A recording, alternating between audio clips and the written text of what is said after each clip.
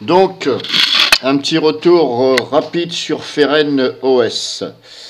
Donc, sachez que sur le site DistroWatch, il est mentionné qu'il y avait l'environnement de bureau Cinnamon et KDE. Alors, il n'y a absolument pas Cinnamon à l'installation. À l'installation, je n'ai jamais vu qu'on pouvait basculer de KDE ou choisir donc KDE à Cinnamon. Donc, impossible. Donc, ce sera du KDE à l'installation. Donc, ce qui est un peu plus lourd comme environnement de bureau. Et bien sûr, ça a des conséquences sur... si vous n'avez pas un PC assez puissant, c'est sûr que voilà, ça va laguer un peu plus parce que KDE, c'est un peu plus lourd. Après, ce qu'il faut, c'est désactiver au maximum les animations sur KDE. Bon, il n'y en a pas beaucoup, mais voilà, je pense que déjà de les désactiver, c'est déjà pas mal. Mais c'est quand même un peu lourd KDE par rapport à Cinnamon. Je trouve que c'est plus réactif Cinnamon. Donc ici, au niveau de Feren OS, bon, elle tourne bien sur mon PC principal, mon setup number one, bien entendu, n'est-ce pas? Et ce que je veux dire, c'est que des fois, ici dans le store, ce qui est un peu... ce qui repousse un peu, personnellement, je me mets à la place de quelqu'un qui regarde comme ça, quand vous voyez que Avidemux, un paquet, un logiciel qui est très connu, là je suis dans les Flatpak, ok, même si je suis dans les Flatpak, quand vous voyez une verified Flatpak, paquet non vérifié, grosso modo, hein, Flatpak, enfin paquet, on va dire que le paquet, oui, n'est pas vérifié. Il n'est vérifié au niveau de quoi? Au niveau d'un virus, d'un malware, de la stabilité. Bon, voilà, on va dire c'est un petit peu un mash-up de tout ça. Alors, c'est quand même désolant quand même de voir ça en 2025, une verified, machin. Alors que j'ai jamais eu de souci avec Avidemux. On le trouve sur Linux Mint. Alors, je me rappelle plus si c'est marqué paquet non vérifié, hein. Enfin, Flatpak, c'est même pas paquet, c'est Flatpak. Oui, c'est Flatpak, c'est même pas paquet. Donc une vérifiée de Flatpak, on va dire c'est le paquet qui est non vérifié. Franchement, bon, ça repousse un peu quoi. Bon, alors c'est pas mal, hein, Feren OS. Bon, ça reste une distribution Linux, hein. Mais je sais pas, ça tourne bien, ça va, c'est rapide. Je trouve tout ce que je veux dans les machins. J'ai même réussi à trouver PAZip. Je trouve ce que je veux moi, de ce que moi je mets en tant que machin. On a donc paquet synaptique. On a le store. Mais voilà, il y a des trucs, franchement, comme ça, c'est un peu repoussant, quoi. En gros c'est ça, hein. Alors, je sais pas. Par contre, je ne trouve pas, par exemple...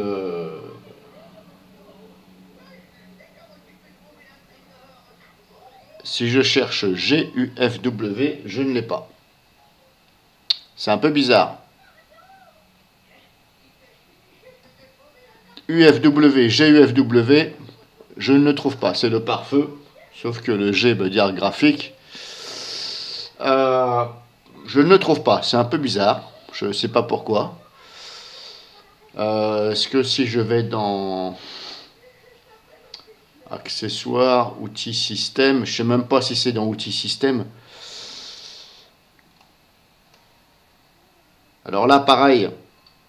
Bon, je ne sais pas si c'est... Si le store, c'est Feren OS ou si c'est une copie, un copier-coller d'un autre utilitaire pour aller chercher des logiciels, sauf qu'à la place d'écrire store, ils ont marqué autre chose. Mais vous voyez, dans les catégories, par exemple ici, on n'a pas security. Ouais, les trucs de sécurité, quoi, les logiciels de sécurité, genre les pare-feux. Alors, on va où?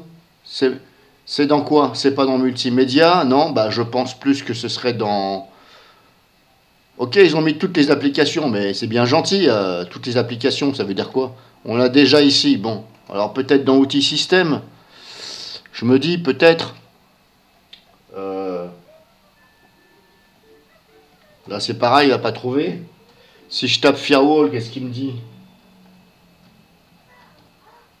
Firewall, qu'est-ce qu'il me dit? Celui-là, il est déjà, ok. Bon, c'est des petits trucs comme ça que... Et si je tape là-haut directement... Voilà, ça donne ça. Bon, bah là, comme ça trouve rien, ça trouve pas GUFW, c'est un peu inquiétant quand même que ça ne trouve pas GUFW. On va essayer par paquet synaptique qui est installé par défaut. Alors, je vais contrôler déjà état. Non, c'est bon. Alors, je vais essayer de chercher ici GUFW.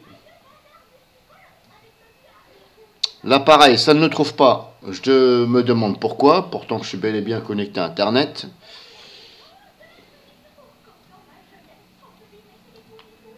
Si je tape Firewall, ça me fait ça. Bon. Bah, avec ça, on va pas loin. Il ne trouve même pas GUFW. Bon, il y a déjà un pare-feu, si vous voulez, hein, dans la distribution. Il est... Je sais que je l'avais vu déjà.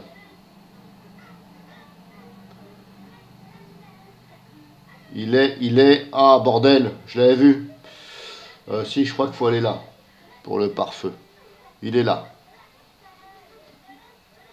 Bon, il y en a déjà un, hein, mais bon.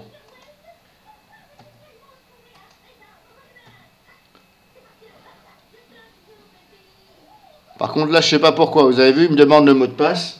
Il a fallu que je le tape 3 fois le mot de passe. Et je me suis pas trompé, hein, la première fois. Et ni la deuxième. Il a fallu que je tape 3 fois le mot de passe pour qu'il me laisse entrer ici. Alors, on a un pare-feu ici. Bon, voilà. Après, bon, bah... ajouter une règle, ce qui est un peu compliqué. Ici... Alors déjà ici, la stratégie entrante par défaut, c'est rejeter. Donc là, si vous mettez permettre les connexions pour... Oui, donc là, on vous dit, vu que la stratégie ici est déjà rejetée en entrant, c'est-à-dire quelqu'un qui veut essayer de pénétrer votre PC, il ne pourra pas, ça va être rejeté. Tout ce qui sort, c'est autorisé. Donc... tous les, comment dirais-je, tout ce que vous faites sur votre PC, ça peut être donc sortir dans le sens où ça envoie des données, voilà, ça envoie des données et ça peut même envoyer des choses, des données personnelles, suivant les logiciels que vous utilisez. Donc là, on vous dit permettre les connexions pour...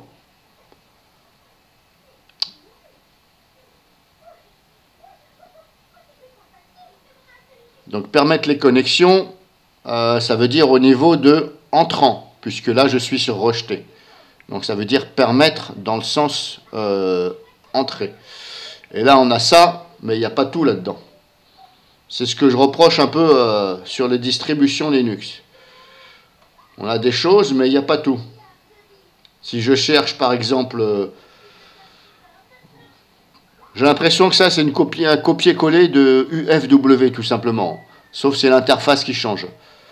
Si je cherche une application que moi j'ai déjà sur mon PC, voilà, j'ai installé Olive. Et pourtant, je l'ai installé par le store. Hein.